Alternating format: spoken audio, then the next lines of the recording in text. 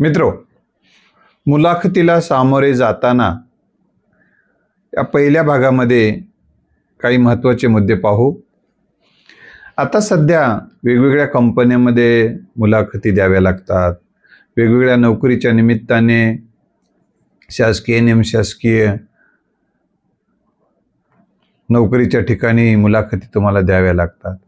ह्या मुलाखती देत असताना कोणती काळजी घेणं गरजेचं आहे. सध्याच्या युगामध्ये आपण काय करणं गरजेचं आहे या मुलाखतीच्या अनुषंगानं हे आपण पाहूया.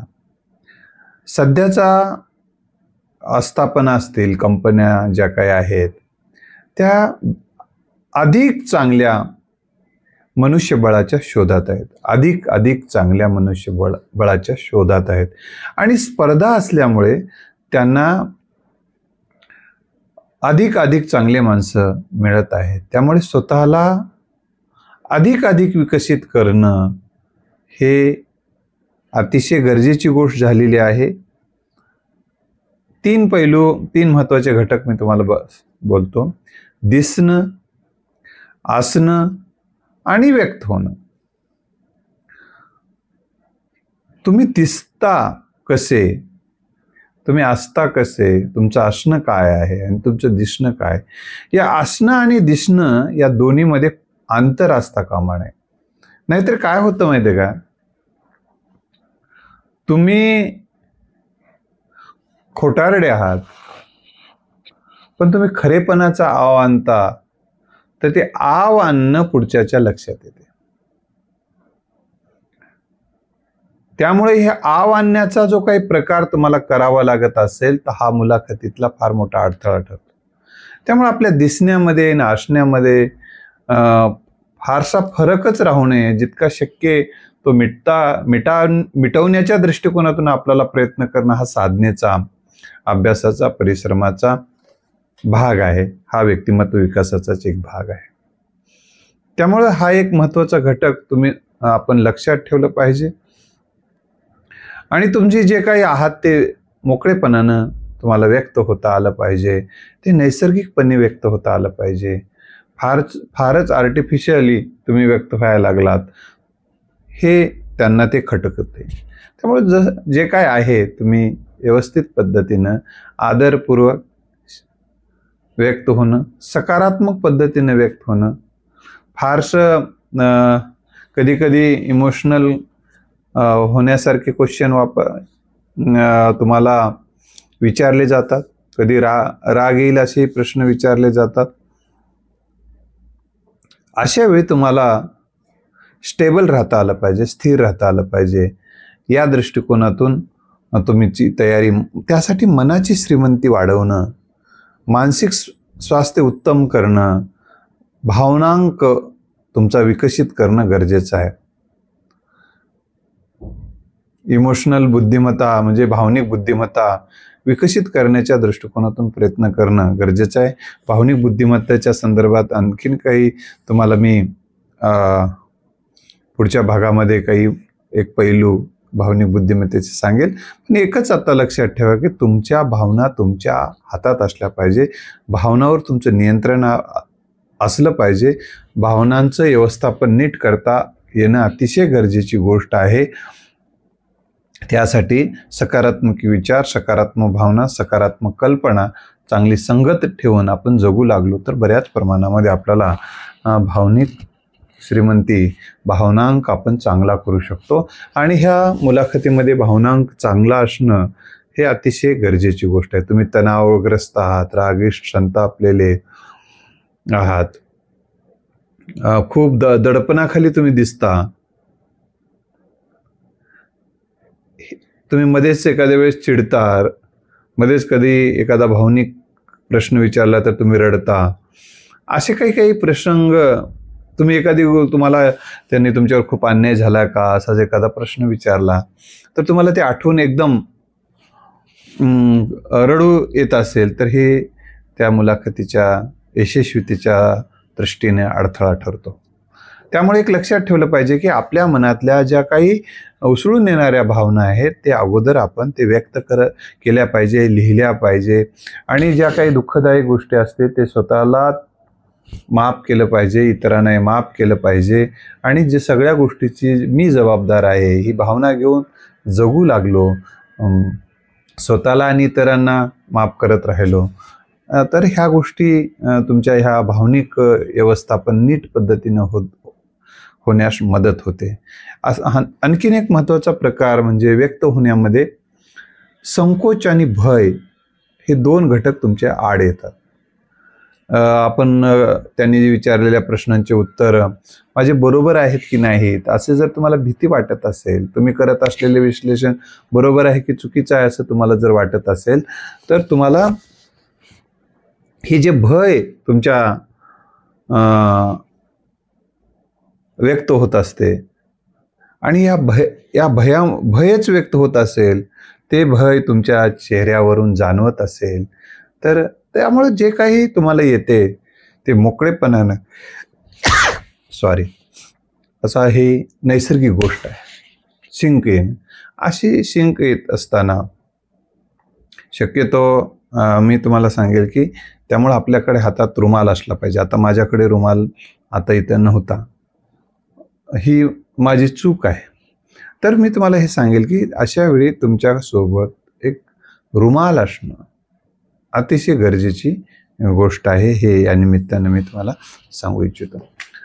संकोच, बोलू की नको असं जर तुम्हाला वाटत असेल, हे सांगलं तर त्यांना काय वाटेल, त्यांना राग तर येणार नाही ना. उदाहरण एखाद्या वेळेस संकोच, एखादा चुकीचा प्रश्न ते विचारतील आणि याचं उत्तर तुम्ही तो प्रश्न चुकीचा आहे असं तुम्हाला कसं म्हणावं, किंवा या प्रश्नाचं उत्तर हे बरोबर नाही असं जेव्हा ते म्हणतात आणि ते बरोबर असते, तेव्हा नाही सर, आदरपूर्वक बोलायचं. नाही सर, मी जे सांगितलेलं आहे ते योग्य आहे असं म्हणा, तुमचं चुकीचं आहे असं काही म्हणायची गरज नाही. एवढं मात्र लक्षात ठेवा, मी सांगितलेलं उत्तर बरोबर आहे. त्यांना काय वाटेल काय नाही, उगाच त्यांच्या होला हो मिळवायची गरज नाही. म्हणजे तुमचं व्यक्तिमत्व होला हो नाहीला नाही, असं एक हो बाबा अशा प्रवृत्तीचं आहे की काय हे तपासलं जातं. म्हणून हे लक्षात ठेवा, एक कंदील आहे आणि कंदील पेटवलेला आहे, त्याचा प्रकाश बाहेर येत असतो. पण तो कंदील कधी प्रकाश बाहेर येतो, त्या कंदिलाच्या ती जी काच आहे ती काळवंडलेली असेल तर प्रकाश दिसणार नाही. तसं तुमच्या व्यक्तिमत्वातले अनेक गुण आहेत, पण ते तुमच्या संकोचानं, भयानं, चिंतेनं, काळजीनं, नकारात्मक विचारानं, नकारात्मक भावनेनं, नकारात्मक कल्पनेनं जर तुम्ही आतून भरलेले असाल तर तुमचं चांगुलपण बाहेर येत नाही. आणि मुलाखतीमध्ये तुमचं चांगुलपण, तुमचं सामर्थ्य, तुमचे गुण, तुमचं कौशल्य, तुमचं शहाणपण व्यक्त होणं अपेक्षित असते, ते गरजेचं पण असते. आता तुम्हाला पहिल्यांदा एक लक्षात ठेवलं पाहिजे, तुम्ही जेव्हा मुलाखत देता तेव्हा तुम्ही अगदी स्वतःला स्वीकारलेलं असणं गरजेचं आहे. तुम्ही जसे आहात तसं तुम्ही स्वीकारलं पाहिजे. तुम्हाला जर कोणत्या न्यूनगंड असेल काही गोष्टीचा, तर हा न्यूनगंड तुम्हाला घातक ठरेल. हा न्यूनगंड तुम्हाला घातक ठरू शकतो. म्हणून ह्या न्यूनगंडातून बाहेर येणं, किंवा तुमच्या गरिबीबद्दलचा न्यूनगंड असेल, आपण गरीब आहोत, आपले आईवडील शिकलेले नाहीत, आपली आर्थिक परिस्थिती उत्तम नाही, आपले आईवडील मजुरी करतात वगैरे, आणि ह्या सगळ्या गोष्टीबद्दल जेव्हा प्रश्न विचारतील तेव्हा ते तुम्हाला सांगायला जर संकोच वाटत असेल, लाज वाटत असेल, तर तुम्ही नातेसंबंध सुद्धा स्वीकारत नाही. म्हणजे इथलं जे की हेल्दी वातावरण तुम्ही सगळ्यांना स्वीकारणं गरजेचं असते. जेव्हा आपण टीमवर्कमध्ये असतो, सगळ्यांसोबत काम करतो, तर आपण सगळ्यांना स्वीकारण्याची आपली मानसिक तयारी असणं गरजेचं असते. त्यामुळे ही क्वालिटी चेक करण्यासाठी असे काही प्रश्न विचारले जाऊ शकतात. त्यामुळं तुम्ही तर तुम्हाला सांगता आलं पाहिजे की होय शेती करतात. तर शेतीच्या संदर्भामध्ये निगेटिव्ह जर विचारले, शेती करणाऱ्या बापाबद्दल काय अभिमान बाळगण्यासारखा आहे, असं जर तुम्हाला प्रश्न आहे तर राग येऊ शकतो तुम्हाला. पण त्यांना तसं रागवू नका, कारण ती परीक्षा आहे. ते काय तुमच्या वडिलांचा अपमान करण्यासाठी तिथं बसले नाहीत. ही गोष्ट आपण लक्षात ठेवलं तर त्यांना सांगा की माझा बाप हा चा जो व्यवसाय आहे शेती, हा शेती तुम्हाला ही शेती मला वाटते खूप महत्त्वाची बाब आहे. कारण शेतीमुळेच लोकांच्या म्हणजे भारतीय जनतेच्या किंवा जगाची अन्नाची भूक भागते. म्हणजे भूक भागते, अन्नामुळे भूक भागते. हा एक पैलू तुम्हाला अधोरेखित करता आला पाहिजे. त्याचबरोबर औद्योगिक प्रगती जर या देशाची करायची असेल, उदाहरणार्थ कापड गिरण्या असतील, कापडाचे उद्योग असेल किंवा वेगवेगळे उद्योग असतील, शेती उद्योगावर प्रक्रिया करणारे असंख्य उद्योग असतील, तर या सगळ्या उद्योगाचा कच्चा माल पुरवठा करण्याचं महत्त्वाचं काम माझा बाप करतोय, शेतकरी करतोय, असं तुम्हाला सांगता आलं असलं पाहिजे. कारण शेती जर या जगातली वजा केली तर हे जग वाळवंट होईल, जग संपेल. इतका महत्त्वाचा व्यवसाय आणि शेती जर बंद केली तर जगणं मुश्किल होईल. इतका महत्त्वाचा व्यवसाय माझे वडील करतात, अशा पद्धतीने तुम्हाला बोलता आलं पाहिजे. तर त्यामुळं तुमच्याबद्दलचा कॉन्फिडन्स जसा चेक केला जातो तसा तुम्ही स्वीकारता, तुम्ही जे आहात त्याला, ते अतिशय महत्त्वाचं आहे, याची जाणीव तुम्हाला आहे. तर सेल्फ रिस्पेक्ट तेही तुमचं असणं अतिशय गरजेचं आहे. तुमच्या सेल्फ रिस्पेक्टचाही भाग म्हणजे स्वतःला स्वीकारणं, स्वतःचा सन्मान, स्वतःला स्वीकारणं जसं महत्त्वाचं आहे. जे बदलता येईल, आता समजा स्वतःला स्वीकारायचं म्हणजे जसं आहे तसं स्वीकार नाही. ज्या गोष्टीला आकार देणं गरजेचं आहे त्याला आकार द्यायचा, आणि जे काही गोष्टी आकार देऊ शकत नाही ते ॲक्सेप्ट, जसं आहे तसं ॲक्सेप्ट करायचं. उदाहरणार्थ तुमचा रंग काळा आहे, आता काळा रंग गोरा होत नाही, ते ॲक्सेप्ट करा. पण आपल्या राहणीमानामध्ये काही बदल करता येतो तेवढा करायचा. तर मी दुसरा महत्त्वाचा पैलू सांगत होते, आत्मसन्मान. तुमच्याबद्दल तुम्हाला सन्मान वाटला पाहिजे, तर त्यामुळे तुमचा आत्मविश्वास वाढायला मदत होते. ह्याही एक महत्त्वाच्या गोष्टी लक्षात ठेवलं पाहिजे. आणि आजच्या भागामध्ये मी आणखीन एक काही महत्त्वाचा भाग मी तुम्हाला सांगणार आहे. म्हणजे मुलाखतीमध्ये महत्त्वाचा घटक जो आहे तो म्हणजे एक देहबोली. या देहबोलीबद्दल अतिशय तुम्हाला सतर्क राहणं गरजेचं आहे. आता देहबोलीमध्ये काय येते, तुमच्या चेहऱ्यावरची हालचाल, तुमच्या डोळ्याची हालचाल, किंवा तुमच्या देहबोलीमधून जर तुम्हाला चीड आली, राग आला, संताप आला, तर कधी कधी घाम येते, तुम्हाला भय निर्माण झालं, घाम येणे, मोठी आवळणे, थरथर कापणे, असं जर तुमची देहबोलीतून दिसू लागलं, तुम्ही घाबरलेले आहात, तर तुमच्या मुलाखतीमध्ये फारसं चांगलं व्यक्त होणं ठरत नाही. या दृष्टिकोनातून तुम्ही प्रयत्न करा. म्हणजे देहबोली काय असते, तर शब्द नसतानाही संवाद असतो. शब्दाविना संवाद म्हणजे देहबोली आहे. शब्द नसतानाही देहबोलीच्या माध्यमातून काही प्रमाणामध्ये आपण आपलं काही म्हणणं आहे ते व्यक्त करू शकतो. हे व्यक्त होणं म्हणजे सकारात्मक असणं गरजेचं आहे. तुमचं व्यक्त होणं सकारात्मक शिष्टाचाराला धरून असणं अतिशय गरजेचं आहे. आणि हे सकारात्मक असणं यासाठी म्हणलं, तुम्ही जर मुलाखतीमध्ये नाराज असाल, उदास असाल, निराश असाल, दुःखी असाल, हे तुमची बॉडी लँग्वेज जी आहे ती नकारात्मक आहे. तुम्ही घाबरलेले असाल, चिडलेले, संतापलेले असाल, तुमच्या मनात काही विषयाबद्दल द्वेष असेल, राग असेल, तर हे सगळं तिथं तुम्ही हे नकारात्मक देहबोलीचा भाग ठरतो. आणि हे नकारात्मक देहबोली हा तुमच्या यशातलाही अडथळा ठरतो. तर सकारात्मक देहबोलीमध्ये काय घटक येतील, तर तुमच्यातला उत्साह दिसला पाहिजे. तुमच्यातला आनंद चेहऱ्यावर दिसला तर एक स्मित हास्य दिसलं पाहिजे, आत्मविश्वास दिसला पाहिजे तुमच्या ह्या गोष्टी बरोबरच तुम्हाला त्या विषयामध्ये रस दिसला पाहिजे. तुम्ही ज्या विषयावर बोलत आहात त्या विषयाबद्दल तुम्हाला रस असला पाहिजे आणि त्याचबरोबर स्वतःमध्येही रस असणं गरजेचं आहे.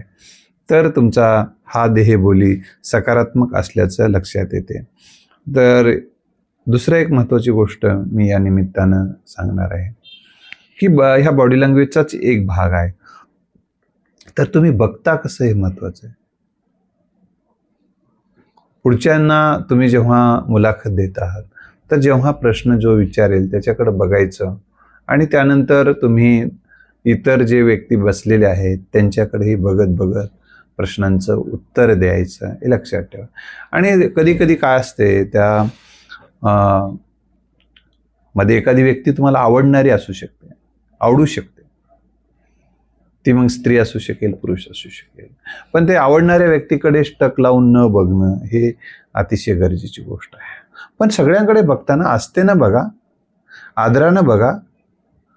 हे कोणाबद्दलही राग, कोणाबद्दल द्वेष आहे असं वाटून याच्याकडे बघताना वेगळे भाव, त्याच्याकडे बघताना वेगळे भाव, हे विषमतेचे भाव नसावे, समतेचे भाव असावेत. हा एक महत्त्वाचा घटक आहे. आणि डोळे घालून आपल्याला उत्तर देता आलं. तुम्ही असं खाली मान घालून जर उत्तर देऊ लागलात तर हे चुकीचं आहे. किंवा वर बघून उत्तर द्यायला लागलात, बाजूला बघून उत्तर द्यायला लागलात, इकडे बघून उत्तर द्यायला, तर हे उत्तर देण्याची पद्धत आहे ती मुलाखतीमध्ये किंवा जीवनामध्ये कुठल्याही क्षेत्रामध्ये हे चुकीचं ठरते. याची काळजी आपण घेतली पाहिजे मित्रांनो. त्यामुळं तुम्हाला जे काही बोलायचं आहे ते आत्मविश्वासानं बोला, डोळ्यात डोळे घालून बोला, पण डोळे फाडून बोलू नका. दुसऱ्यांना असं वाटलं हा रागात बोलतो, बघतो काय माझ्याकडे, मारतो की काय, असं त्यांना वाटता कामा नये. तर त्याचबरोबर हे बघण्याच्या बद्दल मी सांगितलेलं आहे. त्याबद्दल चेहऱ्यावरचे भाव जे आहेत ते भाव अतिशय शांत सौम्य असले पाहिजेत या दृष्टिकोनात. आणि एकटक लावून बघू नका. एकटक लावून बघणं, कधी कधी काही जण असं वर एकटक लावून बघतात काय. किंवा दुसरी गोष्ट, तुमच्या हातात पेन आहे, या पेनशी असेल किंवा जे काही तिथं असेल त्याच्याशी खेळू नका. किंवा असं वाजू नका, असं इकडे बघत बघत असं वाजू नका. किंवा त्यांनी जर ते चहा घेतील एखाद्या वेळेस मध्येच, तर तुम्हाला मी या निमित्तानं सांगेल की किती वेळ लावाले हा भाव ठेवू नका. तुमच्या मनातही ते विचाराला चेहऱ्यावर दिसून येते, अरे यांना आपलं चहा घेणं आवडत नाही का, असा त्यांना संदेश जात असतो. त्यामुळे तुम्हाला संयम आहे की नाही हे तपासलं जाऊ शकते कदाचित त्या माध्यमातून. त्यामुळे तुमचा संयम लक्षात आला पाहिजे, तुम्ही स्थिर राहिलं पाहिजे त्यावेळी. हा एक महत्त्वाचा घटक आहे. आणि बसत असताना सुद्धा एक लक्षात ठेवलं पाहिजे, तुम्ही प्रवेश करताना पासूनच मी तुम्हाला सांगेल की प्रवेश जेव्हा येता तेव्हा फार वाकू नका. ठीक आहे, थोडंसं ठीक आहे, येऊ का सर असं विचारा. आणि त्यानंतर खुर्चीपाशी गेल्यानंतर त्यांनी बसा म्हटल्यानंतर बसायचं आहे. त्यामुळे त्यासाठी तुम्ही इकडे तिकडे बघू नका, ते काय म्हणते पण त्यांच्याकडे बघा थोडं. त्याच्यातलाच एखादा व्यक्ती असं बसा म्हणून हातवाराही करू शकतो, त्यावेळेस तुम्ही बसा, काय अडचण नाही. आणि बसता असताना शांततेनं बसा, एकदम गडबड करू नका, शांततेनं बसा. आणि पाठीमागं असं रेलून बसू नका. एखाद्या वेळेस मी इथं बोलत असताना तसं बसेलही, पण इथं चालेल माझं, परंतु तुमचं तिथं चालणार नाही, हे एक गोष्ट लक्षात ठेवा. त्यामुळे तिथं बसत असताना फार पुढे वाकू नका, फार मागे वाकू नका, थोडंसं मध्यभागी असं राहिलं पाहिजे, ताट राहिलं पाहिजे. या दृष्टिकोनातून प्रयत्न करा. आणि हे जे तुमचे हात आहेत ते त्यांच्या समोर जर टेबल असेल तर टेबलवर ठेवून बसू नका. मी अशा पद्धतीनं तुम्हाला बोलत असताना एखाद्या वेळेस मी असं तुमच्याशी बोलेल, परंतु तुम्ही तुमचे हात असे असायला पाहिजे. आणि जेव्हा एका हातवारे करावे लागतात कधी कधी एखादा विषय सांगताना, तर त्या भावनेनुसार, तो विचार मांडण्याच्या कौशल्यानुसार हळुवार हातवारे ठीक आहेत, परंतु जास्त हातवारे, अनियंत्रित हालचाल नको, हे लक्षात ठेवा. आणि दुसरी महत्त्वाची गोष्ट म्हणजे जास्त हातवारे नको, किंवा हालचाली जे आहेत, जे पायाची हालचाल, तुम्हाला माझ्यासारखी अशी तिथं खुर्ची असणार नाही, हे लक्षात ठेवा. ही खुर्ची हलणारी खुर्ची आहे, आणि त्यामुळे ही हलेल, थोडा जरी इकडे झालं तर ते हलते. तिथं काय हलणारी खुर्ची नसते तुम्हाला बसताना. ते जे इंटरव्ह्यू घेतात त्यांना असू शकते. त्यामुळं तुम्ही तिथं काही जास्त हालचाल वगैरे तुम्ही करायचं नाही, स्थिर बसायचं, ह्या गोष्टीकडे लक्ष ठेवा. त्यासाठी अगोदर तुम्ही याची प्रॅक्टिस करा. तिथंच एका दिवशी गेल्यानंतर तिथं जमणार आहे, कारण माणूस सवयीचा गुलाम असतो. प्रत्येकाला काही एक सवय असते, मग त्यावेळेस ती सवय तुमची तिथं आड येऊ नये यासाठी काळजी घ्या. त्यासाठी काही गोष्टी, पाय हलवण्याचा प्रकार असतो का, मध्येच तुम्ही खालून असं जर पाय हलवू लागलात, ते दिसते त्यांना, लक्षात ठेवा. CCTV कॅमेरे असतात तिथं, याची जाणीव ठेवा. तर सकारात्मक ही देहबोली तुमची असणं, तुमचा त्या सकारात्मक देहबोलीमध्ये अजून पुन्हा एकदा सांगतो, आत्मविश्वास दिसून येतो, आत्मसन्मान दिसून येतो, मानसिक तुमचं स्वास्थ्य उत्तम असल्याचं लक्षात येते, शारीरिक स्वास्थ्य उत्तम असणं अतिशय गरजेचं आहे सकारात्मक देहबोली होण्यासाठी. सकारात्मक आणि एक लक्षात ठेवा, सकारात्मक भाव चेहऱ्यावर असण्यासाठी तुम्हाला सकारात्मक भाव बाळगून जगावं लागतं. ती सवयीचा भाग असला पाहिजे. त्याच दिवशी आत्ताच मी सकारात्मक राहतो म्हटल्यानंतर एकाएकी होत नसते. तर सकारात्मक भाव, सकारात्मक कल्पना, सकारात्मक विचार बाळगून तुम्हाला जगता आलं पाहिजे. त्यासाठी तुम्हाला स्वतःचं व्यवस्थापन, भावनिक व्यवस्थापन असेल, विचाराचं व्यवस्थापन असेल, कल्पनांचं व्यवस्थापन असेल, ते तुम्हाला करता आलं पाहिजे. तुमच्या बॉडी लँग्वेज चांगली होण्यासाठी मी तुम्हाला सांगेल, अष्टांग योगाचा, अष्टांग मार्गाचा अभ्यास तुम्ही केला पाहिजे. विशेषतः योगासन, प्राणायाम, ध्यान आणि सकारात्मक विचाराचे ग्रंथ तुम्ही वाचले पाहिजे, शुभ संकल्प केले पाहिजे. या सगळ्या गोष्टीमुळे तुमची एक पर्सनॅलिटी, तुमची व्यक्तिमत्व चांगलं व्हायला मदत होते. आणि तुम्ही ज्या काही फील्ड तुम्ही निवडलेली आहेत त्या फील्डचं महत्त्व अधोरेखित करत जा. तुम्ही तुमच्या मनामध्ये अगोदर सांगायला, तिथं नाही, तिथं त्यांनी विचारलं तर ते कसं महत्त्वाचं आहे फील्ड, तर ते सांग, त्या बाबतीत मी पुढच्या भागात बोलणार आहे. तर रस असला पाहिजे तुम्हाला स्वतःविषयी रस असावा, तरच इतराविषयी तुम्ही रस घेऊ शकता पुढच्या व्यक्तीबद्दल, आणि तुमच्या विषयाबद्दलही रस असला पाहिजे. तुम्ही ज्या फील्डमध्ये काम करणार आहात त्या, हे अतिशय महत्त्वाची गोष्ट आहे.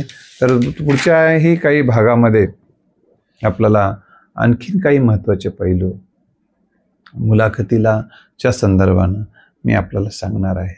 तर मित्र, मानसिक तयारी, मुलाखतीची मानसिक तयारी कशी असते या संदर्भामध्ये काही मुद्दे मी पुढच्या भागात सांगेल. तर आपण मानसिक तयारी, मुलाखतीची मानसिक तयारी, मुलाखतीची पूर्वतयारी, हे सर्व घटक तुम्हाला अभ्यासणं अतिशय गरजेचं आहे. पुढच्या भागात भेटूया नवीन विषय घेऊन. धन्यवाद.